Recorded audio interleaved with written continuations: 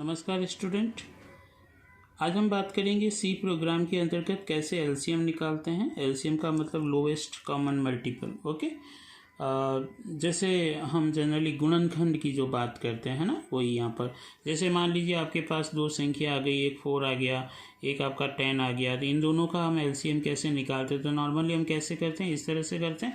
तो शुरुआत यहाँ पर जैसे 1 से किया तो वही रहेगा, 2 से शुरू किया हमने तो 2 का यहाँ पर डिवाइड किया तो 2 है ना, 2 आपका, और यहाँ पर हो गया आपका 5। उसके बाद वापस से है ना लोवेस्ट से लोवेस्ट के मैक्सिमम की तरफ चलते हैं यहाँ पर, तो 2 1 टाइम्स और ये 5। उसके बाद 3 4 होगा ही नहीं आपका, डायरेक्ट 5 है, तो यहाँ पर ये दोनों 1 1 आ पे है ना। तो इन दोनों का मल्टीप्लिकेशन कर दीजिए कि 5 इंटू 2 इंटू 2 के 5 इंटू 2 10, 10 इंटू 2 20। तो 20 is the LCM of 4 and 10। Okay, तो ये आपका एलसीएम निकालने का तरीका होता है। तो सी के अंदर ये एलसीएम हम कैसे निकालेंगे, किस तरह से कैलकुलेट करेंगे, वो हम यहाँ पे बात करेंगे। तो एक लॉजिक इम्प्लीमेंटेशन की मैं बात कर रहा हूँ, वो देखिए किस तरह से होगा। तो बहुत सिंपल सा प्रोग्राम हम डिस्कस कर रहे हैं। हैज़ इंक्लूड stdio.h,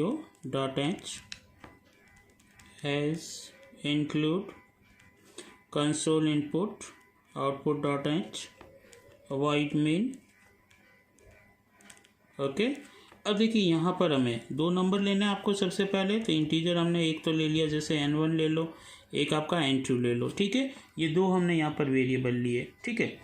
एक हमें क्या करना है कि इन दोनों में से जो भी बड़ी संख्या होगी है ना, वो हमें एक बार यहाँ पे कैलकुलेट करनी पड़ेगी, क्योंकि प्रोग्राम इम्प्लीमेंटेशन के लिए उसकी हमें आवश्यकता होगी। और वही नंबर आपका क्या होगा, इन दोनों का एक आपका एलसीएम होगा, ठीक है, लोवेस्ट कॉमन मल्टीपल फैक्टर होगा आपका। तो वो हम यहाँ पर कोई भी वेरिएबल मान लेते हैं, जैसे हम m मान लेते हैं। ओके, इस तरह से क्लियर। तो सबसे पहला काम हमारा क्या होगा, देखिए क्लियर स्क्रीन। दोनों यूज़र से नंबर ले लीजिए आप एक बार, ठीक है। प्रिंट अप, यहाँ पे मैसेज दिया आपने, enter n1 and n2। Okay, n1 और n2 यूज़र से आप एक्सेप्ट कर लीजिए। Scan app, okay, %d n1 के लिए, %d n2 के लिए, address of n1 and address of ये n2, ये दोनों आ गई आपके, n1 और n2 वैल्यू आ गई। अब देखिए हमें करना क्या है। सबसे पहला हमें यहाँ पर ये करना है कि n1 और n2 में से बड़ी संख्या कौन सी है, वो हमें एक बार एक्सेस करनी है, ठीक है।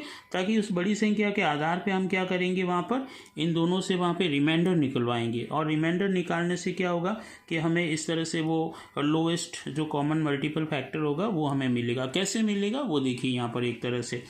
तो यहाँ इफ़ कंडीशनल टूल आप इतना बड़ा यूज करें, एक मैं शॉर्टकट बता देता हूँ आपको किस तरह से निकालेंगे। जैसे देखिए ये m है हमारे पास, इनमें बड़ी संख्या चाहिए n1 और n2 से, तो आप इस तरह से कि n1 ग्रेटर दैन n2, ठीक है, इस तरह से आपने वहाँ पे दिया, ये कंडीशन बन गई। ये आपका टर्नरी ऑपरेटर आ गया, जिसे आप टर्सरी ऑपरेटर भी कहते हैं, ठीक है। ये ट्रू पार्ट हो गया, जैसे n1 है ना, और कॉलन, और ये आपका n2, ठीक है। जैसे मान लीजिए 4 और 10 ही दिया, तो 4 ग्रेटर देन 10, कंडीशन क्या हुई यहाँ पे, फॉल्स हुई। तो जैसे ही फॉल्स होगी कंडीशन, तो फॉल्स होते यहाँ पे जंप किया। n2 के अंदर क्या वैल्यू थी आपकी 10, तो 10 वैल्यू किस में चली जाएगी आपकी m के अंदर। समझ में आ गई चीज़ आपको, इस तरह से। मतलब कुल मिला के हमें एक बड़ी संख्या यहाँ पर चाहिए। ओके, तो n1 greater than n2, okay, इस तरह से। तो जैसे हमने यहाँ पे दिया, तो 4 n1 के अंदर है कि 4 इज ग्रेटर देन 10, कंडीशन क्या बनी, फॉल्स हुई कि 4 बड़ा है नहीं है, तो फॉल्स होते ये ट्रू पार्ट है, ये फॉल्स, तो फॉल्स पार्ट आपका किस में चला जाएगा, m के अंदर, यानी m में कुल मिला के 10 वैल्यू आपकी आ जाएगी। समझ में आ गई चीज़। चलिए सर, अब देखिए आगे हमें कैसे करना है, बहुत सिंपल सा। दूसरा, जैसे मैंने प्रीवियस वीडियो में भी आपको बताया कि लूप को इनफाइनाइट आपको किस तरह से चलाना है, ठीक है, ताकि कोई स्टेटमेंट आने पे टर्मिनेशन हो। जैसे हमने यहाँ पर वाइल लिया और उसमें हमने 1 डाल दिया, इसका मीनिंग हुआ कंडीशन ऑलवेज ट्रू, ठीक है, यानी कंडीशन हमेशा ट्रू रहेगी आपकी। ओके, ऐसे। तो जैसे ही कंडीशन हमेशा ट्रू होती है, आपको कुछ नहीं करना, अंदर आके इफ़ के अंदर यहाँ पर जो m हमने लिया उसको रिमाइंडर करवाएंगे हम, किससे, n1 से। तो n1 से रिमाइंडर करवाया, यहाँ पर क्या वो 0 आ रहा है, कि आपको ये चेक करना है। इसी तरह से आप n2 के साथ भी करें कि m रिमाइंडर n2, क्या वहाँ पे भी 0 आ रहा है क्या। यदि दोनों केस में 0 आ रहा है तो आपको कुछ नहीं करना है, वो आपका एलसीएम हो जाएगा। ठीक है, तो यहाँ पर एलसीएम आपको प्रिंट करवाना है। ठीक है, समझ में आ गई चीज़ आपको इस तरह से।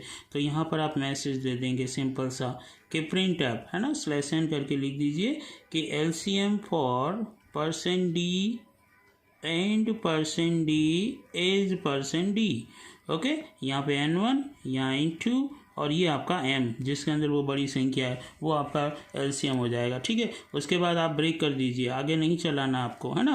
तो ये ब्रेक हो जाएगा। ठीक है, तो ब्रेक क्या करेगा, लूप से बाहर कर देगा। अब मान लीजिए ये कंडीशन नहीं चलती है तो आपको क्या करना है, m की जो वैल्यू है उसको आप एक एक इंक्रीमेंट करते जाएंगे ताकि आगे से आगे बड़ी संख्या से जो भी बड़ी एक एक इंक्रीमेंट होके वहाँ पर वो चेक करेगा, वहाँ पे है ना, रिमाइंडर करके देखेगा कि दोनों में वहाँ पे भाग जा रहा है या नहीं जा रहा है। ठीक है, इस तरह से। और ये यहाँ पर आप वाइल को कंप्लीट करेंगे और प्रोग्राम यहाँ पे आपका टर्मिनेट हो जाएगा। ठीक है, ये गेट ch हो जाएगा। समझ में आ गई चीज़ आपको इस तरह से। तो एक बार यहाँ पर देखते हैं ये लॉजिक इम्प्लीमेंटेशन हम एक बार चेक कर लेते हैं। ठीक है, तो देखिए यहाँ पर जैसे 4 और 10 की बात कर रहे हैं तो प्रोग्राम स्टार्ट हुआ, यहाँ पर आपने 4 दिया और एक 10 दिया, तो n1 के अंदर तो चला गया आपका 4 और n2 के अंदर चला गया आपका 10। ओके, चेक हुआ यहाँ पे 4 > 10, कंडीशन क्या हुई यहाँ पे, फॉल्स होता है n2, यानी कि m के अंदर वैल्यू क्या चली गई आपकी, यहाँ पे मैं लिख देता हूँ ये m है ना, m के अंदर वैल्यू आ गई आपकी 10। क्लियर, चलिए अब यहाँ पर आया लॉजिक while 1 कंडीशन ट्रू, यहाँ पर आया m के अंदर क्या है अभी देखिए 10। ओके, 10 के अंदर n1 का हमने डिवाइड किया, यहाँ पे 4 से भाग दिया, शेषफल 0 नहीं आता है, और यहाँ पे 10 से किया, शेषफल 0। दोनों कंडीशन ट्रू होगी तभी ये पार्ट चलेगा, तो नहीं चलेगा तो m+1 हो जाएगा, यानी m की वैल्यू वहाँ पे 11 बन जाएगी। ओके, 11 बन गई। फिर वापस से ये चेक हुआ, यहाँ पर जब चेक हुआ तो m की वैल्यू 11 थी, 11 में वही 4 का भाग दिया, शेषफल कितना आया, 0 नहीं आया। ठीक है, ओके, रिमाइंडर आएगा ही नहीं 0 यहाँ पर। फिर वापस से यहाँ 10 रिमाइंडर आपका 11 है ना, m 11 है आपका, देखिए 11 है, तो 11 रिमाइंडर 10 हुआ, तो यहाँ पे भी 0 है ना, नहीं आ रहा है, कंडीशन फॉल्स हो रही है, ये m+1 हो जाएगा, यानी m की वैल्यू हो जाएगी 12 है ना। इस तरह से देखिए यहाँ पर m की वैल्यू जो होगी आपकी 12 है, 13 है, 14 है, 15 है, 16 है, 17 है, 18 है, 19 है, ये जितना भी होगा 13, 14, 15, 16, 17, 18 और 19, इनके अंदर देखिए 4 और 10 का आप डिवाइड कर दीजिए, रिमाइंडर कभी भी 0 नहीं आएगा एक भी केस में। ये इस तरह से ये लूप चलता जाएगा आपका और m की वैल्यू इंक्रीमेंट होती जाएगी। जैसे m यहाँ पे 20 हुआ, जैसे ही m 20 हुआ आपका, ठीक है, 20 होते ही यहाँ देखिए 20 रिमाइंडर 4 है ना, तो यहाँ पर मतलब तो रिमाइंडर 0 आ रहा, 20 के अंदर 4 का भाग दिया, शेषफल 0 आ गया, और यहाँ पे भी क्या हुआ, m आपका 20 है और ये 10 है ना, तो रिमाइंडर आपका 0 आ रहा, बिल्कुल आ रहा। दोनों कंडीशन में देखिए ट्रू हो रहा है, तो ट्रू होते ही अंदर आ जाएगा, तो आपको मैसेज मिल जाएगा वहाँ पे। ठीक है, और वो मैसेज आपको क्या मिलेगा यहाँ पे कि LCM फॉर 4 and 10 इज, ये देखिए m की वैल्यू कितनी हो गई थी आपकी, ठीक है, तो यहाँ पे 20, तो यहाँ पे 20 आ जाएगा। ठीक है, ये जैसे मैसेज हुआ, ब्रेक होते ही सीधा का सीधा कंट्रोल आपका कहाँ आ जाएगा, बाहर। समझ में आ गई चीज़ आपको। तो इस तरह से आप एलसीएम वहाँ पे निकाल सकते हैं। तो ये एलसीएम निकालने का एक बहुत ही ईजी सा लॉजिक है कि आप किस तरह से एलसीएम निकालना है।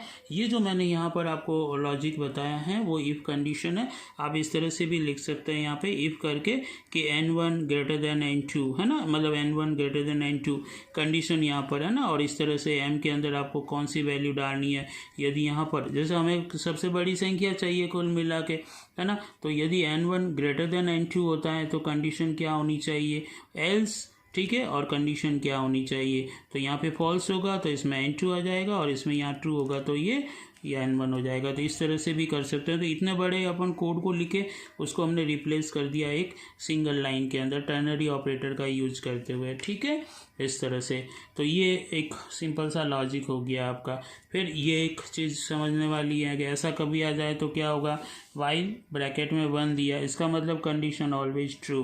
ओके, तो कंडीशन हमेशा ट्रू होगी तो ये लूप चलता जाएगा, और लूप को ख़त्म करने का तरीका ब्रेक, और ब्रेक तभी होगा जब आपको एलसीएम वहाँ पे मिल जाएगा। और एलसीएम तभी मिलेगा जब यहाँ पर n1 और n2 जो है, m एक ऐसी वैल्यू होगी जिसका रिमाइंडर दोनों का 0 आना चाहिए। दोनों का 0 जैसे ही आया, ठीक है ना, जब मतलब यहाँ पे दोनों संख्या जो 4 और 10 है, जैसे एग्जांपल के तौर पे उसका भाग इस दोनों में जा रहा है लेकिन शेषफल दोनों का 0 आ रहा है, तो वो आपका एलसीएम होगा, यानी एम वैल्यू वो आपकी एलसीएम होगी, आपकी लोवेस्ट कॉमन मल्टीपल फैक्टर होगा आपका। ठीक है, तो इस तरह से आप एलसीएम निकाल सकते हैं।